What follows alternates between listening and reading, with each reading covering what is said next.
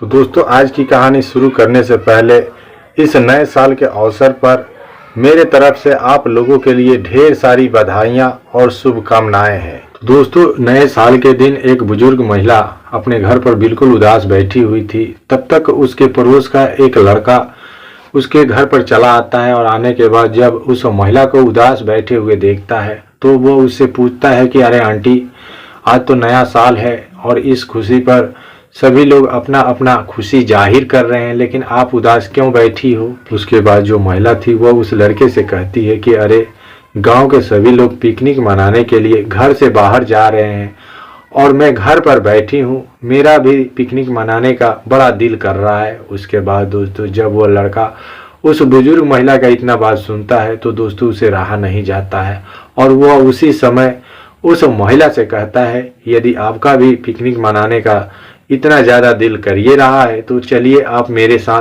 साथ भी पिकनिक मनाने वाला कोई नहीं है, इसलिए आप मेरा पार्टनर बन जाइए, फिर दोनों साथ में मिलकर चलते हैं। उसके बाद जब वो बुजुर्ग महिला उस लड़के का इतना बात सुनती है तो दोस्तों उसके साथ पिकनिक मनाने जाने के लिए राजी हो जाती है। जो लड़का था उस महिला को घर से एकदम बाहर एक पुलिया के नीचे पिकनिक मनाने के लिए लेकर चला जाता है। उसके बाद दोस्तों, जब वह बुजुर्ग महिला उस लड़के के साथ उस पुलिया के नीचे पहुंचती है तो दोस्तों वह उस पुलिया की हालात देखकर काफ़ी घबरा जाती है। फिर वो उस लड़के से कहती है कि अरे, यह जगह तो एक खंडहर लगता है। उसके बाद जो लड़का था वह उस बुजुर्ग महिला से कहता है कि अरे आंटी, पिकनिक तो हमेशा खंडहर में ही मनाया जाता है, फिर आपको कौन सी जगह पसंद है। फिर उसके बाद जो महिला थी वह उस लड़के की बात सुनकर एकदम चुप हो जाती है। फिर उसके बाद वे दोनों मिलकर उसी पुलिया के नीचे अपना पिकनिक मनाने लगते हैं। लेकिन अंत में जब वह महिला अपना भरपेट खाना खा लेती है तो आराम करने के लिए उसी पुलिया के नीचे लेट जाती है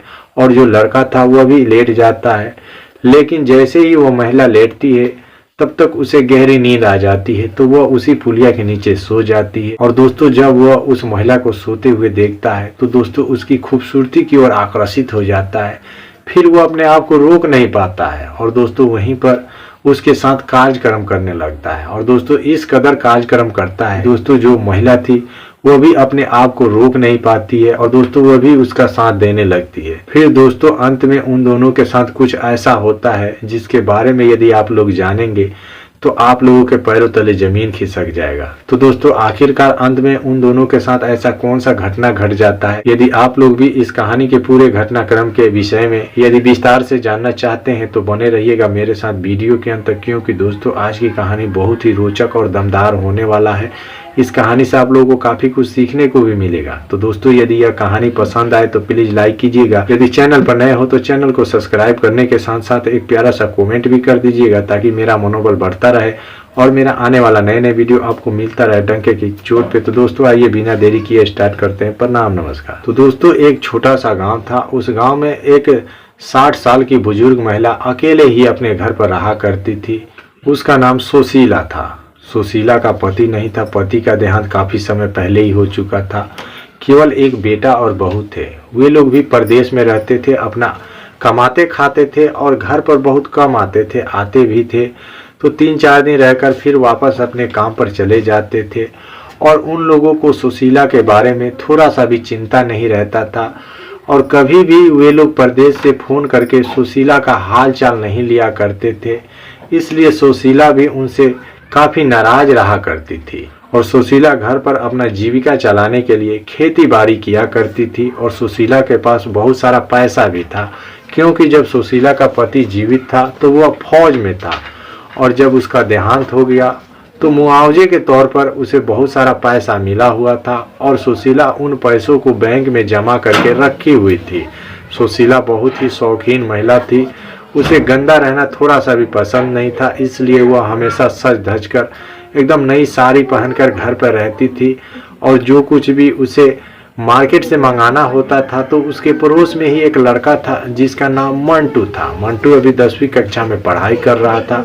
उसी मंटू से वह मंगा लिया करती थी और मंटू भी अक्सर सुशीला के घर पर आया जाया करता था और सुशीला कभी कभार मंटू को 100-200 रुपया दे दिया करती थी, जिस लालच से मंटू अक्सर सुशीला के घर पर आता था। और जब भी आता था तो सुशीला उसे अपने किचन में बनाया गया कुछ ना कुछ उसे खाने के लिए दे दिया करती थी। फिर इसी तरह से दोस्तों एक दिन की बात है, नया साल का दिन था और 1 जनवरी थी और 1 जनवरी के अवसर पर उस गांव के सभी लोग पिकनिक मनाने के लिए गांव से बाहर जा रहे थे। और जो सुशीला थी वह तो अपने घर पर बिल्कुल अकेली थी और जब वो उनको पिकनिक मनाने जाते हुए देखती है तो उसके भी दिल में यह लालसा होता है कि काश वह भी पिकनिक मनाने के लिए घर से कहीं बाहर जाती, लेकिन वह करे तो क्या करे, बेचारी वो अपने घर की बिल्कुल अकेली थी और उसके घर पर उसके साथ पिकनिक मनाने जाने के लिए कोई था भी नहीं। फिर दोस्तों उसी समय जो मंटू था वह सुशीला को हैप्पी न्यू ईयर यानी कि नए साल की बधाई देने के लिए उसके घर पर चला आता है। और दोस्तों जब घर पर आता है और जब वो सुशीला को उदास बैठे हुए देखता है तो वो सुशीला से पूछता है कि अरे आंटी, आज तो 1 जनवरी है और 1 जनवरी को आप अपने घर पर उदास क्यों बैठी हो? अपने घर पर कोई अच्छा सा खाना पीना क्यों नहीं बना रही हो? आज के दिन उदास बैठी हो, तुम्हें तो खुशी होना चाहिए।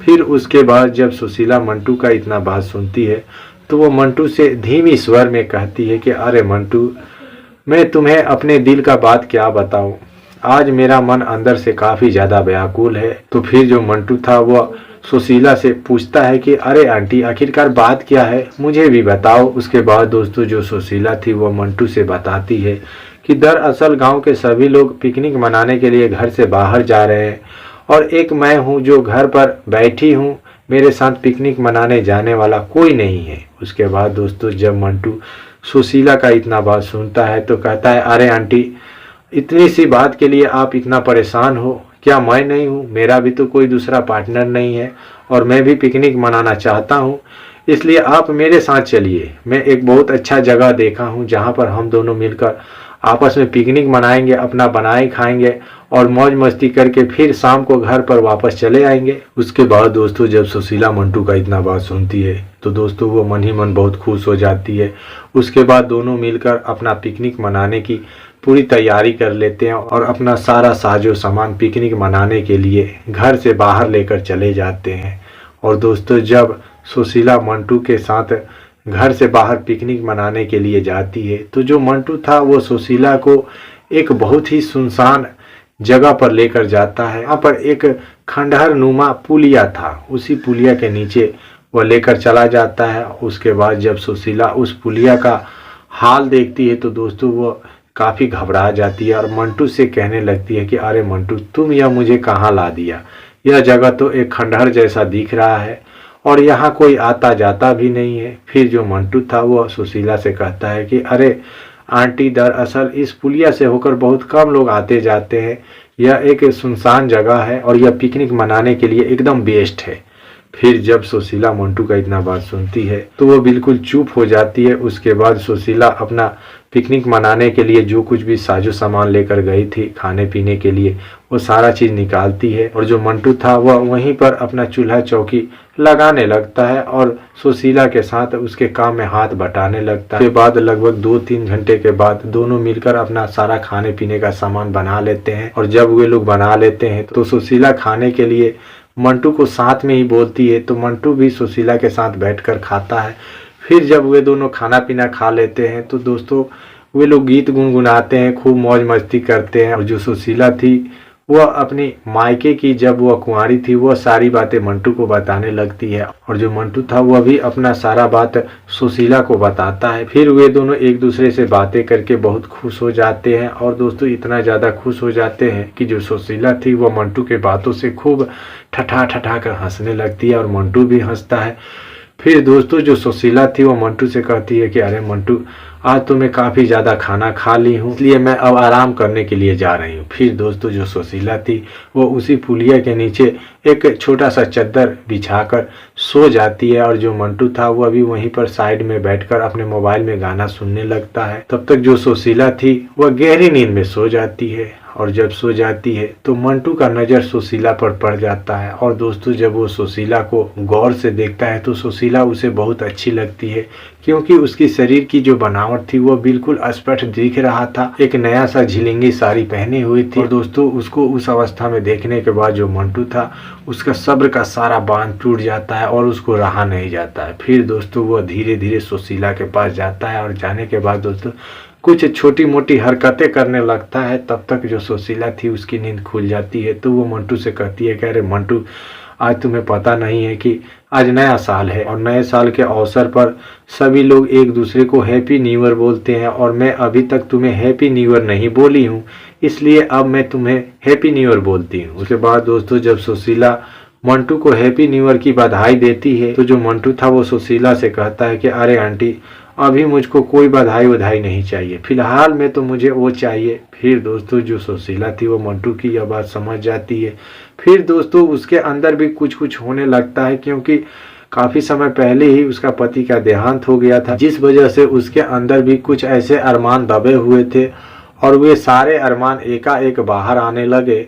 तो जो सुशीला थी वो भी सोचती है कि आखिरकार जो मंटू है और जो मैं हूँ, दोनों इस पुलिया के नीचे एकदम अकेले हैं और जगह एकदम सुनसान है, यहाँ कोई दूर दूर तक दिख नहीं रहा है, क्यों नहीं इस मौके का फ़ायदा उठाया जाए। फिर दोस्तों यही सोचकर जो सुशीला थी वो भी मंटू के साथ कार्यक्रम करने के लिए तैयार हो जाती है। उसके बाद दोस्तों क्या था, जो मंटू था वह सुशीला का यह हरी झंडी का इशारा पाकर काफ़ी खुश हो जाता है। दोस्तों वो उसी पुलिया के नीचे सुशीला को हिलाने लगता है और दोस्तों इस कदर हिलाता है कि जो सुशीला थी उसे अच्छा लगने लगता है। तो फिर दोनों मिलकर लगभग 3 घंटे तक उसी पुलिया के नीचे वे लोग कार्यक्रम करते हैं। लेकिन दोस्तों जब वे दोनों एक दूसरे से अलग होते हैं तो जो सुशीला थी वो मंटू को कहती है कि अरे मंटू, अब तुम बस कर, क्योंकि अब मेरी सारी ज़रूरत और इच्छाएं पूरी हो चुकी है। तो जो मंटू था वो सुशीला से कहता है कि अरे आंटी, अभी कहाँ पूरा हुआ है, यह तो एक ट्रेलर है, अभी फिल्म बाकी है, अभी मेरा ख्वाहिश ढंग से पूरा नहीं हुआ है,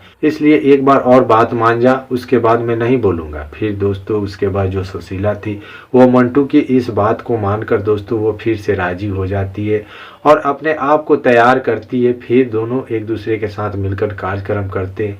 लेकिन दोस्तों उस दौरान जो मंटू था वो सुशीला के साथ इस कदर कार्यक्रम कर देता है कि दोस्तों जो सुशीला थी उसकी हालात एकदम ख़राब हो जाती है। फिर जब वो सुशीला को अपने से आज़ाद करता है तो जो सुशीला थी वो मंटू से कहती है कि अरे मंटू, तुम तो देखने में नादान हो, लेकिन तुम्हारा काम बहुत बढ़िया है और तुमने तो इस कदर मेरे साथ आज कार्यक्रम कर दिया है कि मुझे तो अब उठ बैठ ही नहीं हो रहा है, पता नहीं अब मैं यहाँ से उठकर अपने घर कैसे जाऊँगी। फिर दोस्तों उसके बाद जो मंटू था वो अपना धीरे धीरे जो कुछ भी चूल्हा चौकी सामान लेकर गया था उसे सरियाने लगता है और फिर वो सुशीला को कहता है कि अरे आंटी, आप कुंवारी थोड़ी ना हो कि आपको इतनी परेशानी हो रही है, आपके तो बेटा बहू भी हैं और आपकी उम्र भी इतनी हो चुकी है, फिर आपको चलने फिरने में क्यों परेशानी हो रही है। तो जो सुशीला थी वो मंटू को बताती है कि अरे बेटा, दरअसल बात कुछ ऐसा है कि जब उम्र काफ़ी ज़्यादा हो जाता है तो जो बनावट होता है वो बिगड़ जाता है, जिस वजह से काफ़ी परेशानी होती है। फिर दोस्तों उसके बाद जो मंटू था वो सुशीला को थोड़ा सहारा देता है और किसी तरह से वो अपने साथ उसे घर लाता है। और दोस्तों जब वे दोनों घर पर आते हैं तब तक दोस्तों उन्हें काफ़ी देर रात हो जाती है। तो जो सुशीला थी वो मंटू को कहती है कि देख मंटू, अब तो काफ़ी रात भी हो चुका है, इसलिए तू मेरी बात मान, मेरी तबीयत कुछ ठीक नहीं है, इसलिए आज रात तुम मेरे ही घर पर रुक जा। उसके बाद दोस्तों जो मंटू था वो फिर से सुशीला का बात मानकर रात में उसके घर पर ही रुक जाता है। लेकिन दोस्तों जैसे ही आधी रात का समय होता है तो जो सुशीला थी फिर से मन बन जाता है और वो मंटू को अपने साथ कार्यक्रम करने के लिए बोलती है। तो जब मंटू सुशीला का इतना बात सुनता है तो दोस्तों वो काफ़ी हैरान परेशान हो जाता है कि यह तो वहाँ से आ नहीं रही थी और इसकी तबीयत भी खराब थी, फिर इसको दोबारा कार्यक्रम करने की क्या आवश्यकता है। फिर दोस्तों वो सुशीला को समझाता है कि अरे आंटी देखिए, अब आप काफ़ी थक चुकी है, इसलिए आप सो जाइए, के बाद देखिएगा यदि आपका मन करेगा तो आप कर लीजिएगा। लेकिन दोस्तों जो सुशीला थी वो मंटू की एक नहीं सुनती है और जिद करने लगती है। फिर दोस्तों अंत में जो मंटू था वो सुशीला की इच्छाओं को इस कदर पूरा कर देता है कि जो सुशीला थी वो 3 दिनों तक कमरे से बाहर नहीं निकल पाती है। तो जो पड़ोसी लोग थे वे लोग जब सुशीला को 3 दिनों तक घर से बाहर आते नहीं देखते हैं तो वे लोग एक दिन सुशीला का हाल चाल जानने के लिए उसके घर के अंदर जाते हैं। और दोस्तों जब घर के अंदर जाते हैं, जब सुशीला का हालात देखते हैं तो दोस्तों सुशीला को देखकर वे लोग काफ़ी दंग रह जाते हैं। फिर दोस्तों वे लोग गांव के ही एक डॉक्टर को बुलाते हैं और बुलाने के बाद उसका इलाज करवाते हैं। फिर 2-3 दिन के बाद जो सुशीला थी वो डॉक्टर की इलाज पाकर बिल्कुल ठीक हो जाती है। तो जो गांव वाले थे वे सभी लोग सुशीला से पूछते हैं कि अरे सुशीला, तुम्हारी यह हालत किसने किया था, बताओ हम लोग को भी। तो जो सुशीला थी वो मंटू के बारे में सब कुछ बता देती है कि किस तरह से मंटू मुझे पिकनिक के बहाने एक पुलिया के नीचे ले गया और मेरे साथ यह सब काम किया। उसके बाद दोस्तों जब गांव वालों को मंटू की इस काम के बारे में पता चलता है तो वे लोग भी काफ़ी मंटू से नाराज़ हो जाते हैं। मंटू को अपने पास बुलाकर कहते हैं कि देख मंटू, अब तुम्हें गांव में नहीं रहना है क्योंकि तुम्हारी आदत अब खराब हो चुकी है, इसलिए तुम अपना कोई अच्छी सी लड़की देखकर शादी कर ले, वरना गांव छोड़कर चले जाओ। उसके बाद दोस्तों जो मंटू था वो गांव वालों से कहता है कि देखिए अभी तो मेरा शादी करने का उम्र हुआ नहीं है, इसलिए मैं कमाने के लिए परदेश ही चला जाता हूँ। फिर उसके बाद जो मंटू था वो अपना कमाने के लिए परदेश चला जाता है। जो सुशीला थी उसको भी इस घटना से अच्छा सबक मिल जाता है और वह भी अपने घर पर रहने लगती है। और तब तक जो सुशीला के बेटा बहू थे उनको भी सुशीला के इस हालत के बारे में पता चलता है। वे लोग भी गांव पर आते हैं और गांव पर आने के बाद दोस्तों वो अपने माँ सुशीला के साथ रहने लगते हैं। तो दोस्तों आज की जो कहानी थी बस यहीं तक थी। आपको कैसी लगी कमेंट में अवश्य बताइए।